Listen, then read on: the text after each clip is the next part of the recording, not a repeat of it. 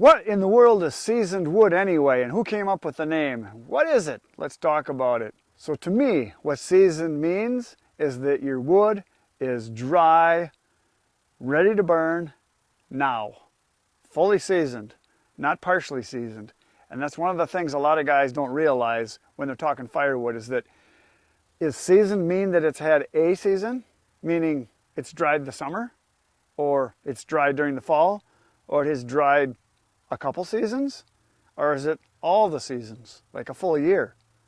Or is it seasoned as in salt and pepper? No, it's not that. Or is it seasoned mean that it's got a lot of seasons and it's dry? There's really no definition on that. So my belief when it comes to season is that it doesn't matter. What matters is the wood dry and ready to burn now. If it takes 3 months, fine. If it takes a year, fine. If it takes 2 years, fine. It's dry, ready to burn now. To me, that's what seasoned means. Not that it's dried through the summer.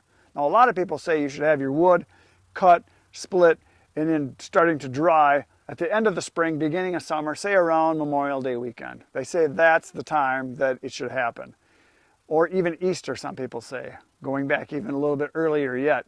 But there are certain kinds of wood that dry very fast. For instance, ash is a very low moisture content wood, and it'll dry very fast once you cut it and split it.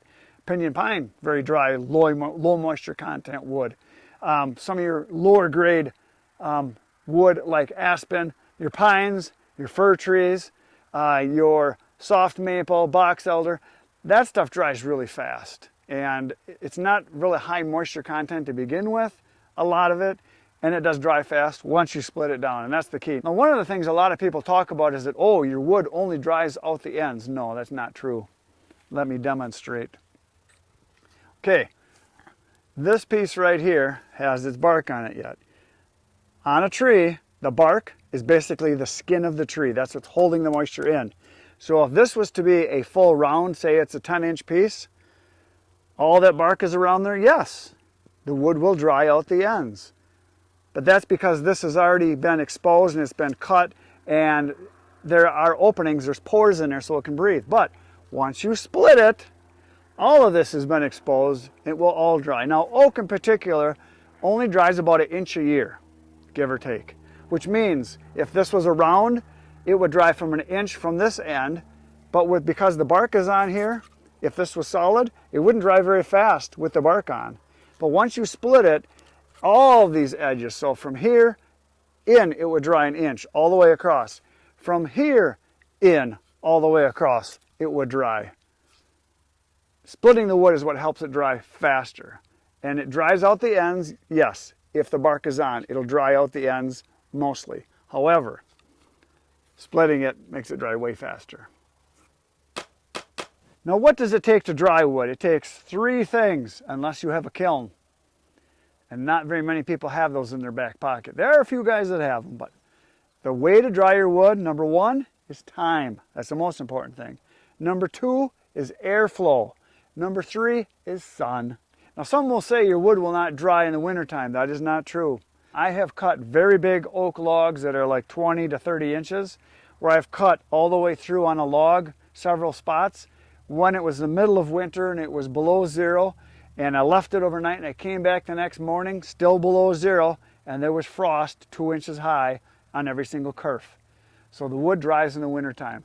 That proved to me that once the wood was opened up, because there was bark on it, once I cut that wood and the grain of the wood, the edge of it here was exposed, and that kerf had all that moisture coming out, and it dried because that frost was sticking up 2 inches high.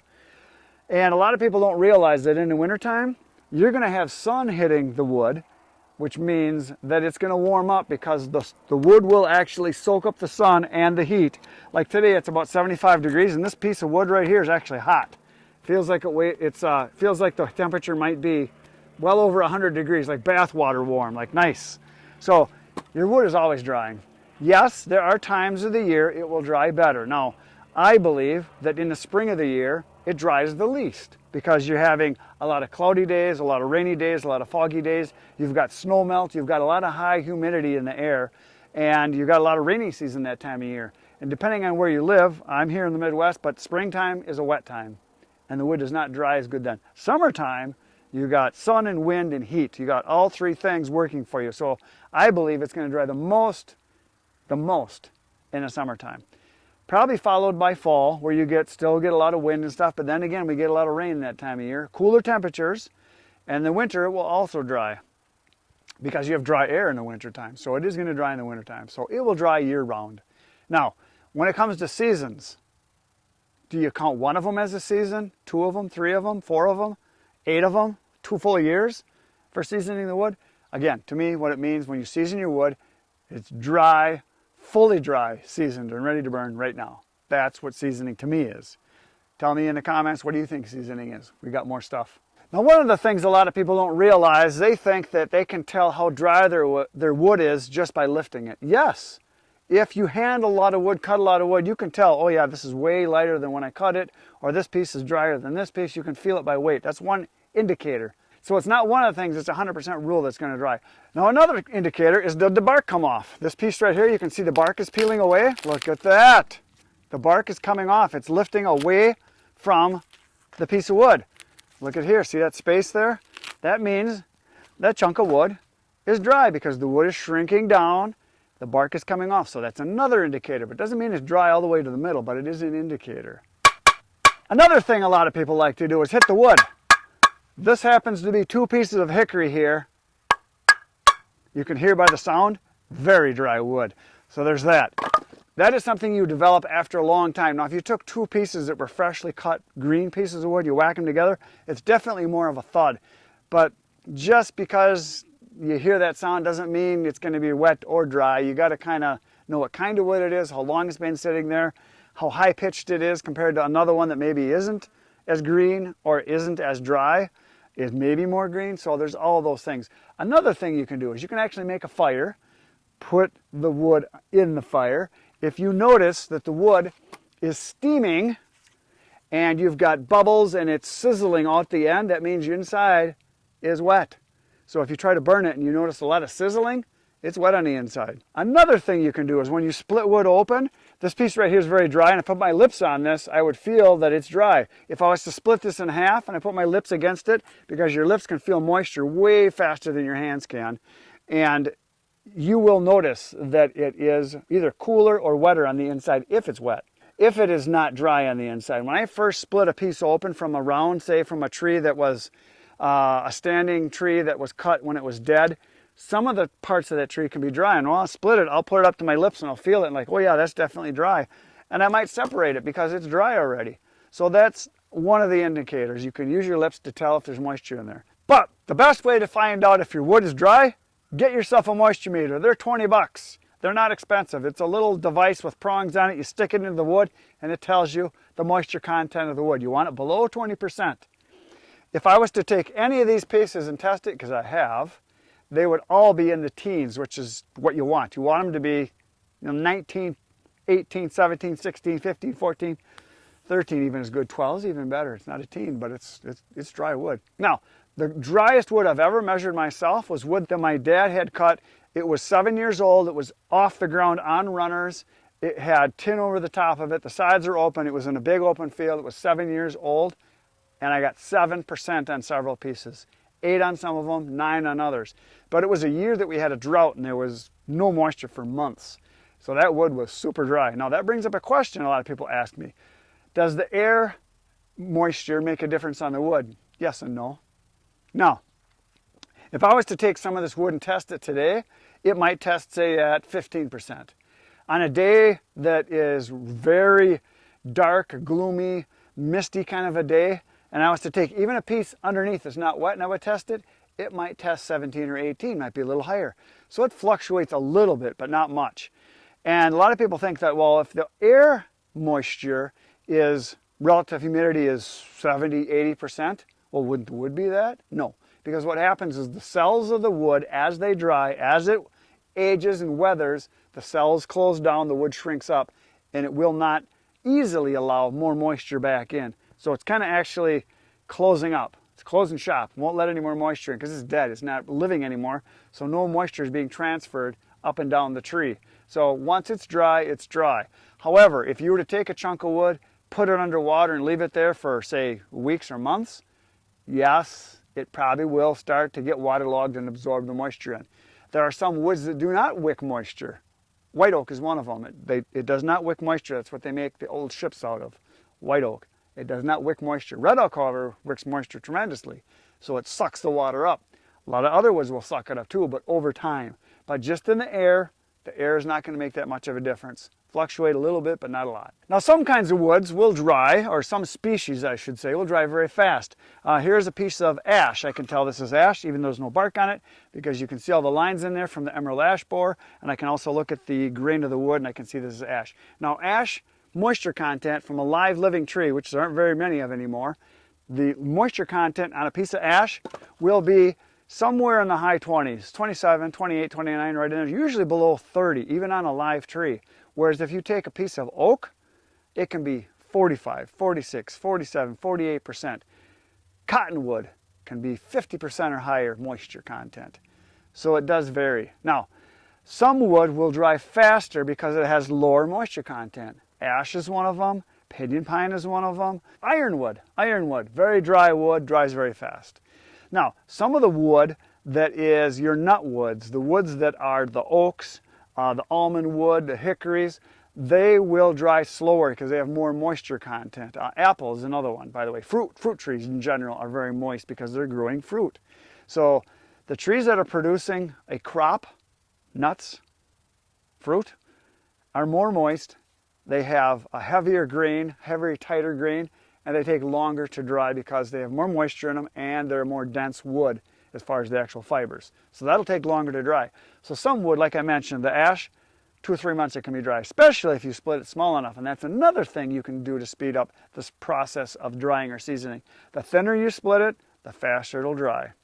So there's that.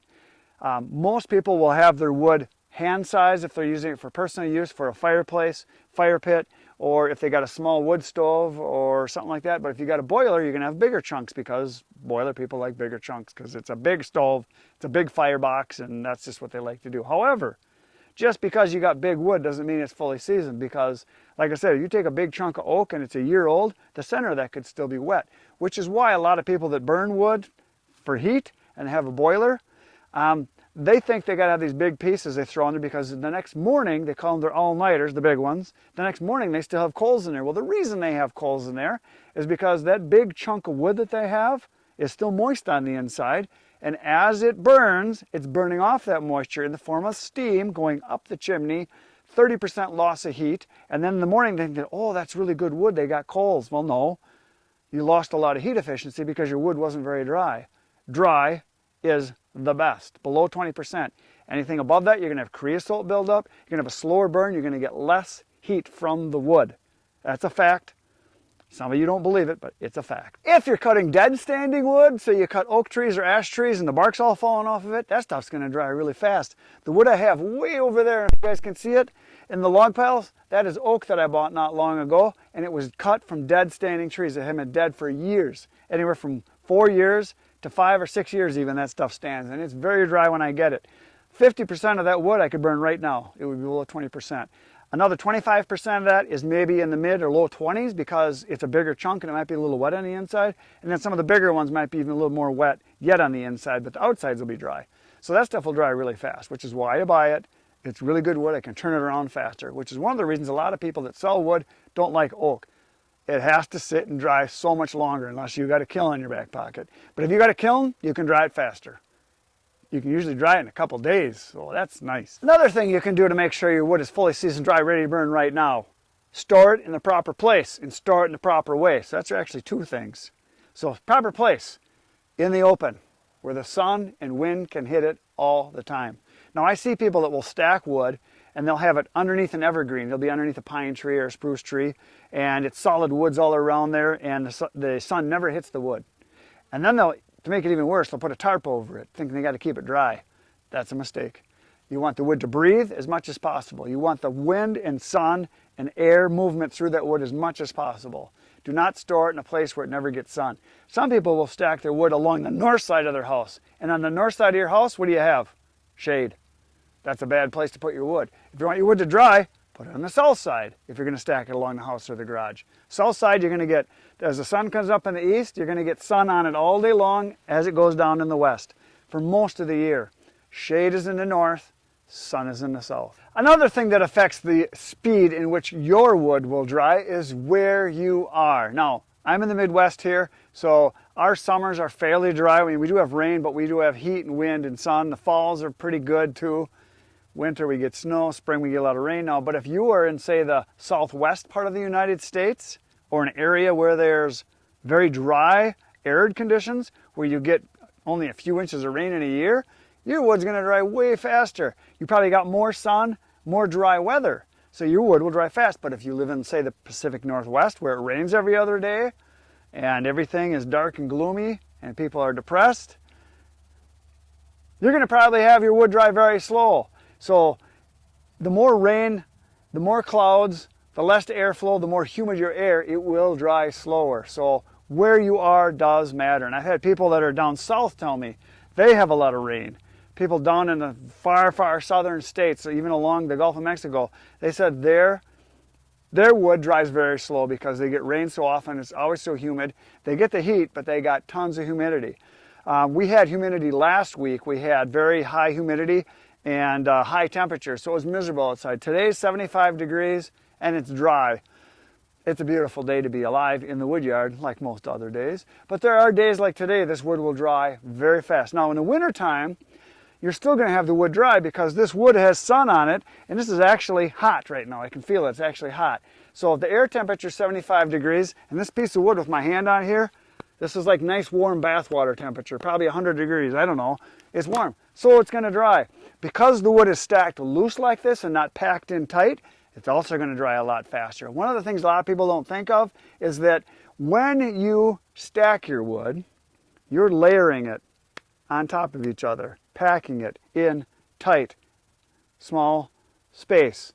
When you do that, it's not going to breathe as well. This takes up 35% more volume because there's a lot of airspace in this. Now, some people would say, oh, it doesn't matter. Wood dries great when it's stacked. Yeah, it dries when it's stacked, but it dries better when it's loose. Way better. I've done the experiments. I know it's a fact. This dries faster. It just does. It gets more airflow. There's that.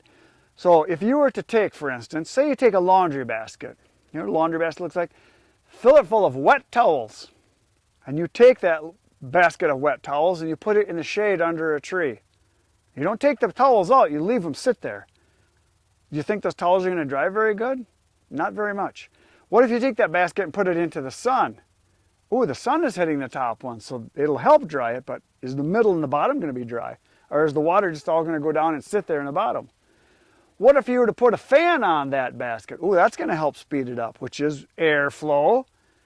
But better yet, take the towels out, spread them out, so the sun and wind can hit it. Airflow and sun. They will dry. It's been done that way for a very long time. When you spread stuff out, it will dry off faster. Ideally, I would have blacktop, hundreds of acres of blacktop, and I would spread the pieces of wood out on it, and they would not touch each other. That would dry the wood really fast, but that's not practical. The best thing I can come up with is pallets on the ground to keep it off the ground so you get airflow underneath. Have the wood nice and fluffy up on top so it dries like this. Stacking wood, yes, it'll dry, but not as fast. Yes, it looks pretty. Yes, it looks organized. Yes, you know how much you've got. Those are three things you gain by stacking. This dries it faster. Fact. So when you're drying your wood, you want to make sure that you get it dry enough that it doesn't sizzle and bubble and steam and smoke. You're not making steaks here. Now, if you were to look at it as if making steaks, if you were making a steak on a grill, and you get that sizzling and snapping and crackling and that juiciness and as it's flowing out, you want to have it done enough but not too much, because if you let all that moisture cook out of the steak, you end up with shoe leather and the dog will eat it. Wood is the opposite. You want it to be dry. You want it to not sizzle. You want it to be as dry as possible. You're not making steaks, you're making firewood. And that takes time, sun, and wind. Another way to find out if your wood is dry and ready to burn, make a fire. If it lights really easily, like with just a match, with not a lot of fire starter, it's probably pretty dry. There are some kinds of wood that do take some accelerants you need to use. You need to use some kindling or some paper or whatever you've got there to get it going.